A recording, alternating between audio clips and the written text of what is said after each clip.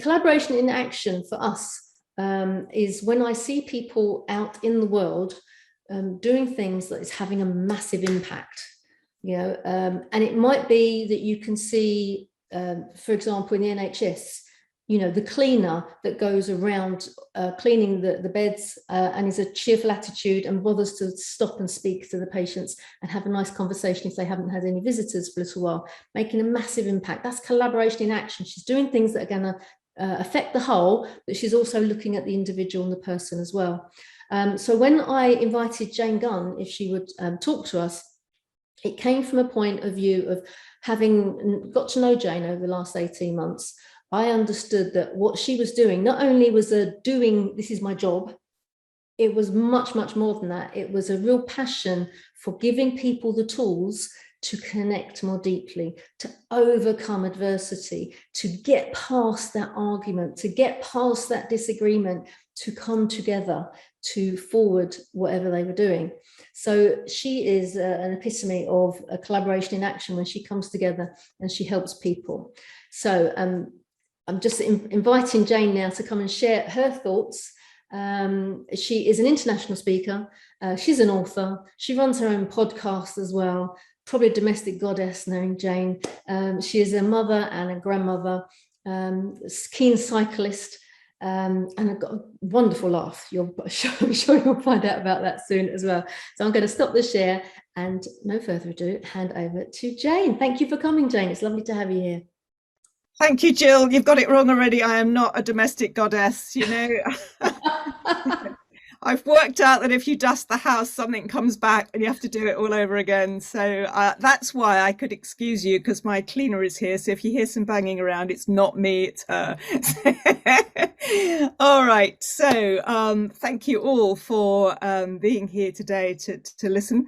I am a commercial lawyer by training. I'm a commercial lawyer. And part of the way through my career, I was in the library. I was in the library looking for a recipe book, and a hardback book fell on my head. I thought, oh, what's that? Should I sue the library for brain injury? Or should I take this as a sign from the universe that I should be taking this book out and read it? So I did the second. I took the book out and I read it. The book was, and this is a paperback copy because I bought my own copy now, Love, Medicine and Miracles by Dr. Bernie Siegel. Now, Dr. Bernie Siegel is a cancer doctor. He was a pediatric cancer doctor working in the US. He's retired now, but he's become a personal friend of mine.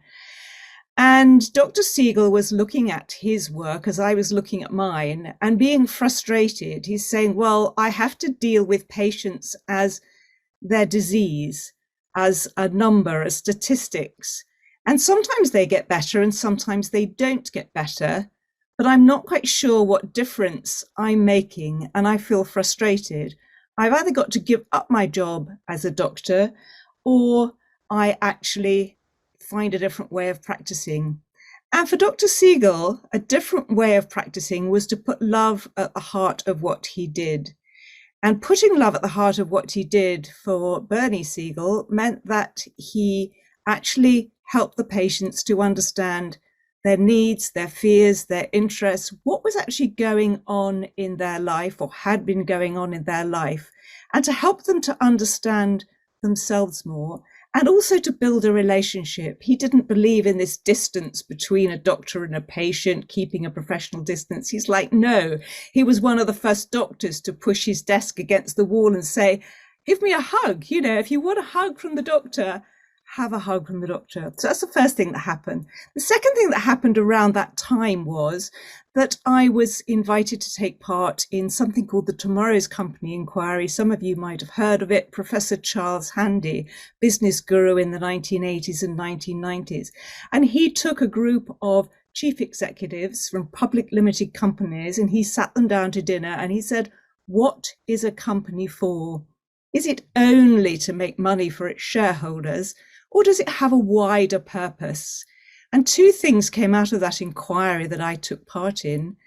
One was, yes, a company has a wider purpose. It should be collaborating with its stakeholders. It should exist for the benefit of all its stakeholders, its employees, its shareholders, investors, anybody, in fact, who has a stake in the outcome of the company. So it could include the cleaner, Jill, as well. And the second thing which really struck me again as a lawyer was he discovered that the adversarial approach to relationships was one of the key things that holds us as individuals and companies, even top companies, back from achieving at their highest level. So those are two things that became the foundation of my work. So I'm just going to share with you today a few thoughts about how I've developed my journey through mediation and some of the tools and techniques. I've just got a few slides here.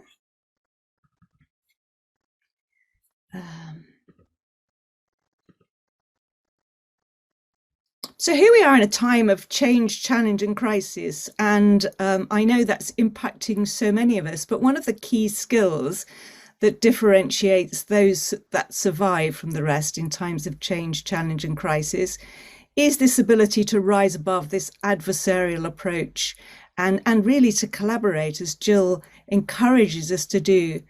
So the ability to acknowledge, to understand, and to manage conflict sits really at the heart of the ability to survive in the times that we're living in, which are going to continue, I'm absolutely sure, to be disruptive. So there we go. We need to accept, acknowledge, and actively manage conflict. And that breaks down into 3 different sets of skills, which I often go through with my corporate clients. Then as a mediator, I then trained as a commercial mediator. And for 25 years, in fact, I have been working as a commercial mediator and running trainings to train people as commercial mediator. And then in lockdown, something happened. I abandoned my shoes. And in fact, I still haven't got them on today. I left my shoes behind and found it was much more comfortable on Zoom calls to be mediating and working and speaking with no shoes on. And then I called myself the Barefoot Mediator as a joke. But actually then I thought about it and thought, well, what does that term barefoot mean? What does it mean to be a barefoot mediator? And to me, it meant exploring the essence of who I am and what I do and why I do it. So another book I'd like to recommend to you as a mediator is this book, one that I found useful as a mediator. It's called Bringing Peace into the Room. And there's a wonderful chapter in that book that breaks down our skills and says anything we do, anytime we learn something new, either as a professional or in life, we do it at 3 levels. We learn the basic skills. Then we develop those skills, we begin to put them into context. And I liked very much that David was talking about putting things into context. But we understand those skills and we begin to experiment with them in the context of whatever we're doing. But the 3rd level of development for each of us is a growing awareness of ourselves, a personal awareness of us as individuals. What difference do my characteristics, what I bring, my story, make to the work that I'm doing, to the meetings that I'm in, to the relationships that I'm in? So I then developed this map of experience, and I use this to take anybody through their journey of a lifetime, and in fact through any crisis that's happening to them, to be able to understand.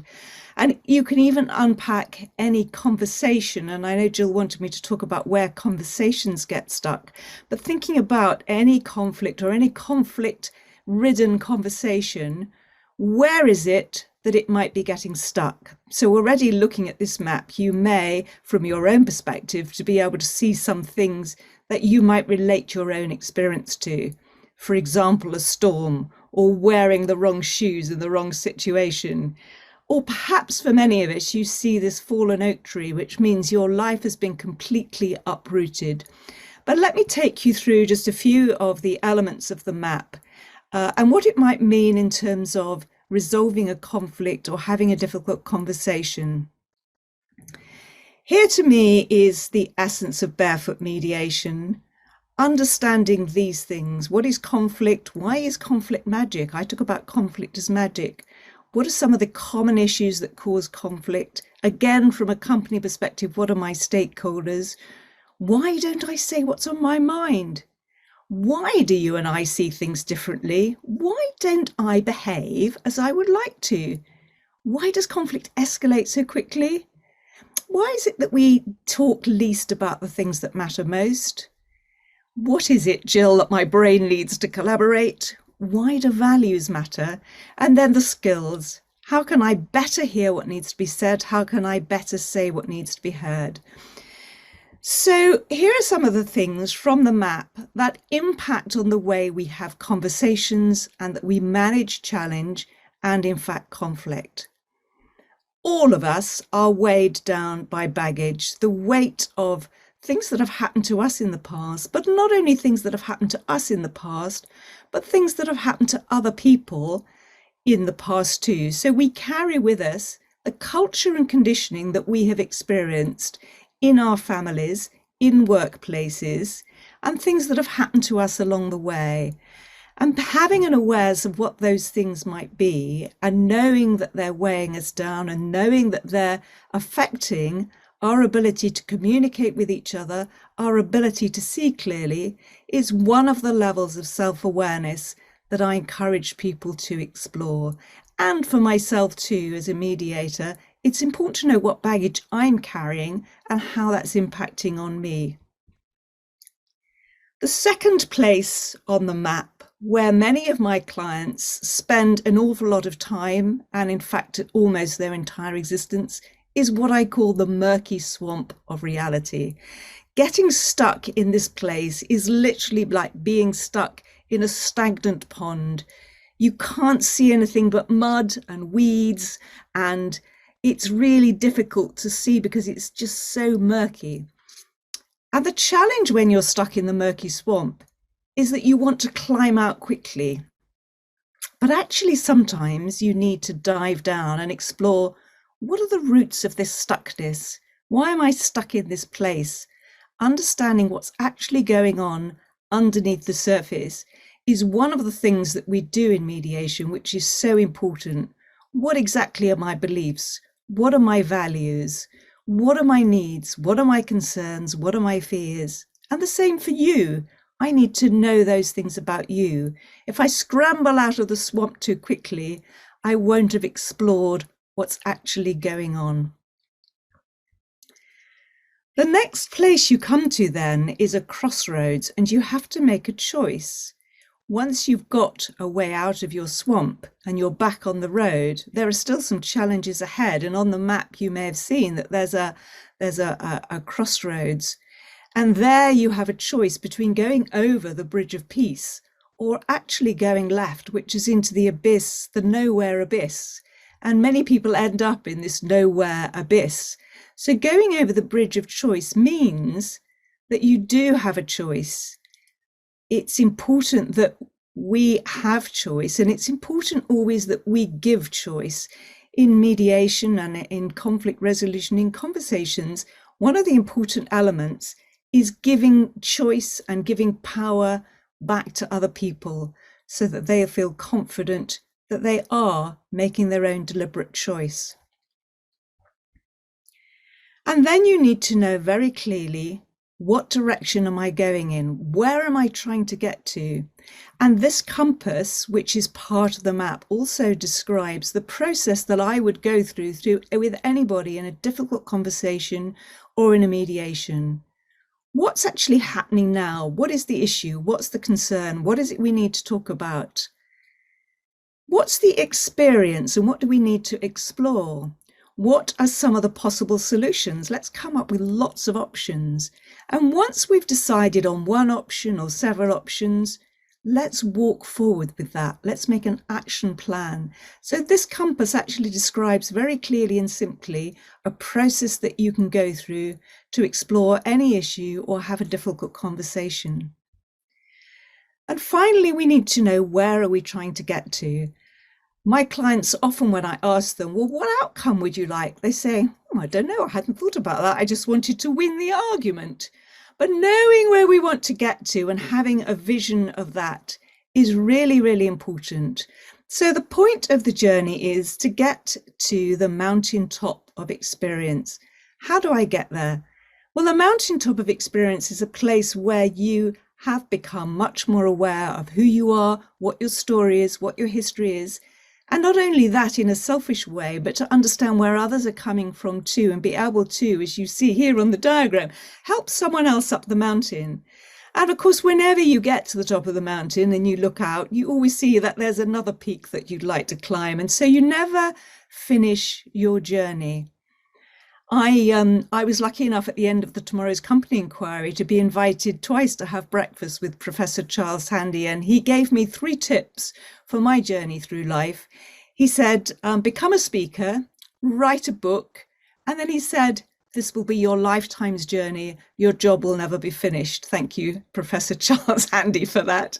So I continue with my journey. So just to wrap up then, one of the things I encourage people to do is to think about being a resolutionary thinker, not a revolutionary thinker. So Barefoot Mediation is about what are the skills that we can apply to resolve issues.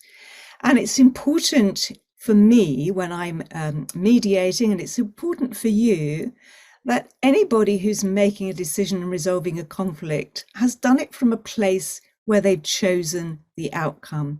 And so here are some key principles for resolutionary thinking and questions that you can ask yourself before you make a final decision. Have you accessed all the relevant knowledge and data? Were you fully and independently informed?